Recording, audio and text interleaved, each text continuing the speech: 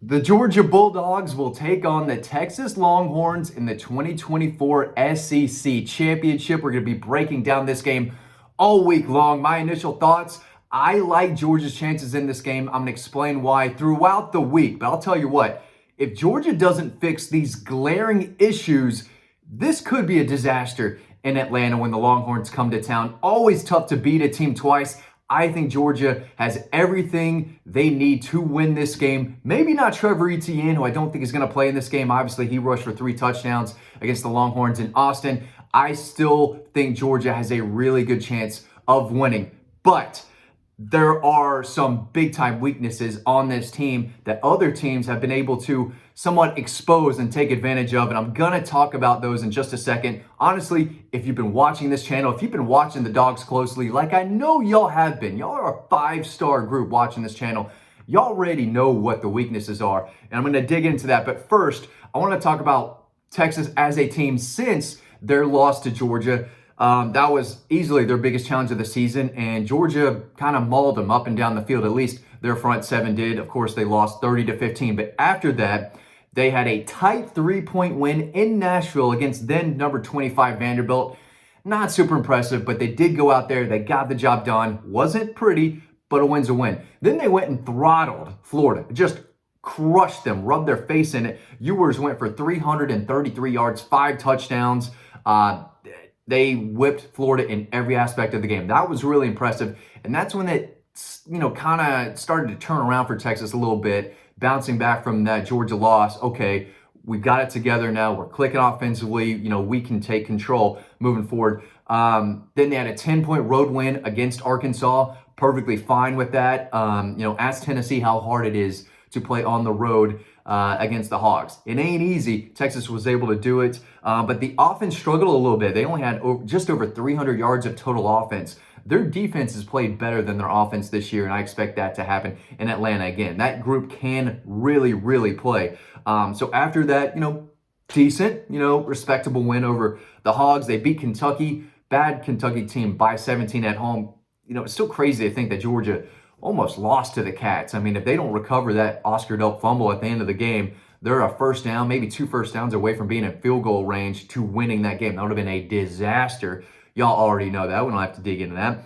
And then they stomped the Aggies last night, 17-7. Ewers threw a pick 6 that made things closer, but they had that game in control. It's not too difficult to go into Kyle Field and win, but they did it. They're playing the Dogs for an SEC title. Now let's talk about game 1 real quick, because it does feel like Texas is playing better and better. They're beat up too. The Dogs are beat up. They've got a bunch of injuries. Texas is dealing with some injuries themselves, but Georgia, again, they won 30-15. Carson Beck threw 3 interceptions. Trevor Etienne rushed for 3 touchdowns. Texas was 2 of 5 on third down in that game. I don't think they're going to be 2 of 15. Yeah, 2 of 15, not 2 of 5. 2 of 15 on third down. Just atrocious. You can't win games like that. I expect them to be a little better on third down in Atlanta, because it's tough to go 2 for 15 multiple times. That's awful. Ewers threw 43 times against the Dogs for 211 yards, 2 touchdowns, 1 interception, 2 lost fumbles.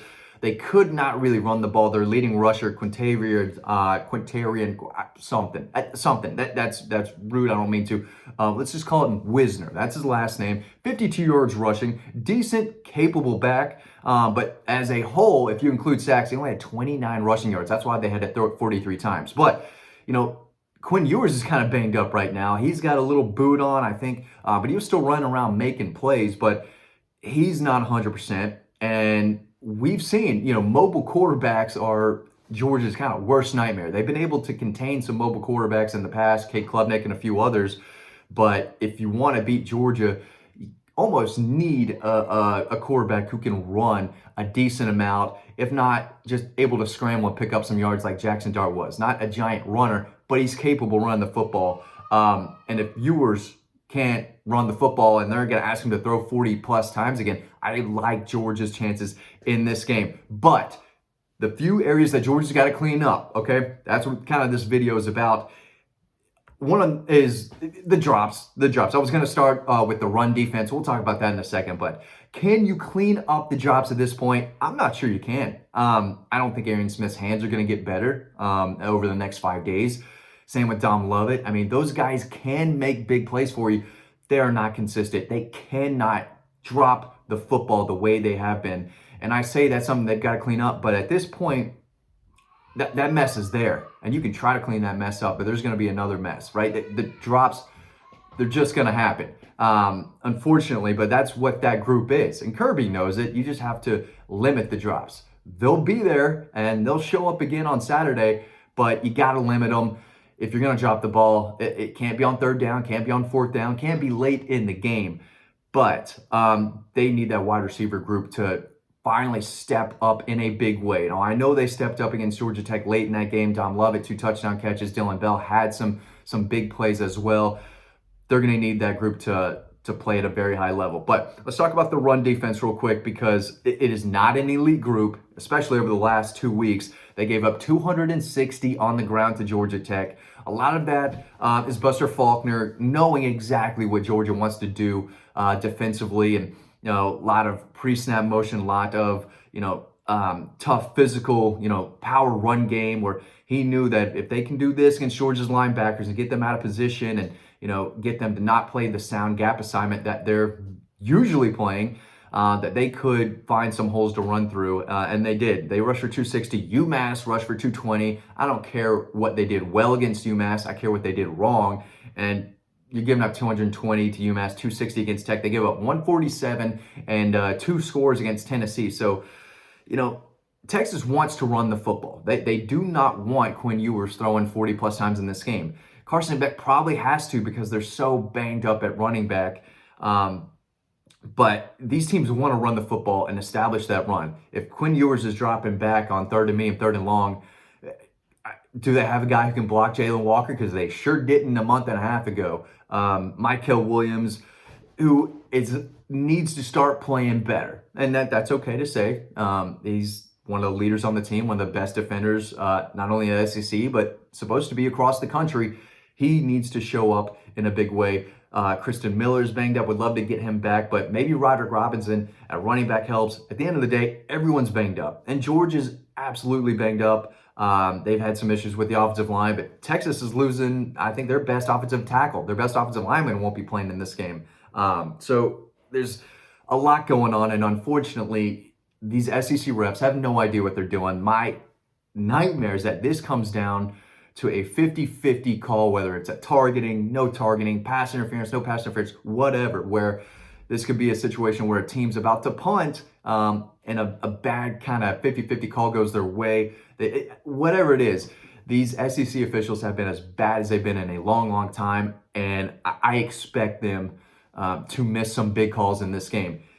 Whether they go Georgia's way or Texas's way, we don't know yet, obviously, but there will be points in this game when everyone's watching, right? Millions, maybe 1 billion people might watch this game across the world, because what else are you watching? It's Georgia, Texas, it's the SEC Championship, one of the biggest sporting events in the American calendar, right? That's just a fact. Everyone's going to be watching, and I think these officials are going to want to throw some flags when they feel like, big plays are happening. They don't want to screw the game up. They don't want to dictate the game, but we've seen them dictate games way too often this year. So I expect some nonsense with the officials, but at the end of the day, one team has got to get that run game going and take the pressure off their quarterback. But Georgia's they've got to catch the ball. They've got to stop the run. They've got to tackle better. They've got to show more effort. They need more from Daniel Harris, that cornerback, who just looks lost at times. They've got to cover the slant. They've got to get off blocks. They've got to attack. They've got to play faster. They've got to play more physical.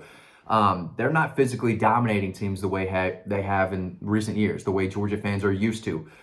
They physically dominated Texas, but can they do that again? It's tough to do the same thing twice. It's tough to beat a team twice. It's even tougher to beat them that exact same way twice. So this is going to come down to scheme, game plan, execution. Texas can absolutely win this game. Georgia, I think I would give the edge to. They beat them in Austin by 15 points. There's no reason why they can't win this game in Athens. I expect it to be a little bit of a different game, but if Carson Beck can clean up the turnovers, I think they'll be okay. He's playing at a really high level. Quinn Ewers is playing very well too, and he's not 100%, but I think we'll see some Arch Manning in there. But Georgia defensively, get off blocks, make the tackle. They've got to come out with some fire, aggression, and physicality. And you'd like to see them start the game off, but if they're dropping the balls and they're missing tackles, this could be a really, really long day. If they get off to a slow start, like we've seen them do all year, then they're under some pressure to get the offense going. They're going to throw when they maybe need to keep with the run game. There's so much that can happen in this game, but if you're the Dogs, you've got to tackle better than you have the last 2 weeks. You've got to play gap assignment. You've got to clog those running lanes, do whatever you can. You can't be tricked by the pre-snap motion. Tackle the man with the ball. It's pretty simple, but they haven't been doing a very good job of that lately. Got to tackle better and hold on to the football. Catch the football. This offense should be just fine. The offensive line's a little banged up, but everyone's banged up. We'll see how it goes. I'm going to dig more into this throughout the week. Thanks for watching, and I'll see you over on the website.